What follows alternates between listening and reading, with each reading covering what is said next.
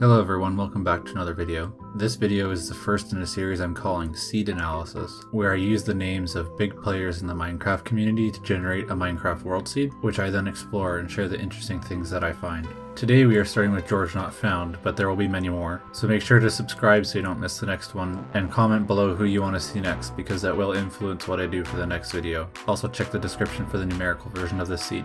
Let's go. So first we're going to do an overview of the complete map before I go into specific locations.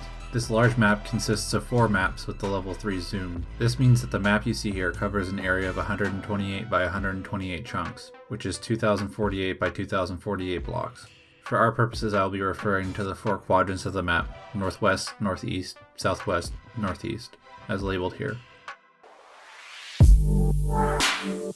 Spawn is represented by Steve's Head, and is located in the southeast quadrant near what I'm calling a mega village. When you spawn, you're in a transitional zone between a plains and savanna biome. Head south and you'll be at the first village pretty quickly. It has plenty of useful loot and is adjacent to some good caves if you want to do some mining first. If you head directly southeast, you'll be at the second larger village, which includes a mountaintop cabin of sorts.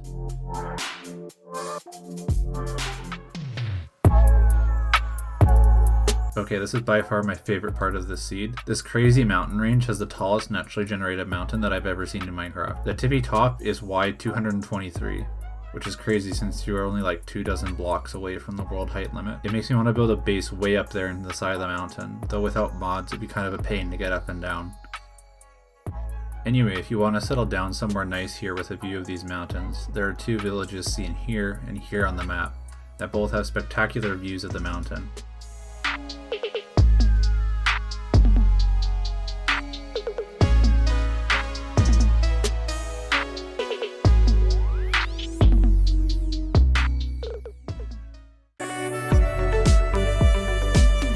The next area I want to highlight is this desert village, which is situated next to a berry temple.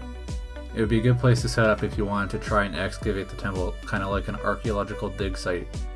Otherwise it's a pretty bog standard village. If you want to attempt to raid an ocean monument, you're in luck.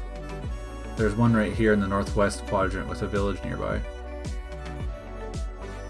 The village would be a good staging point to rest and build a little base, so that when you die you don't go all the way back to wherever your base happens to be.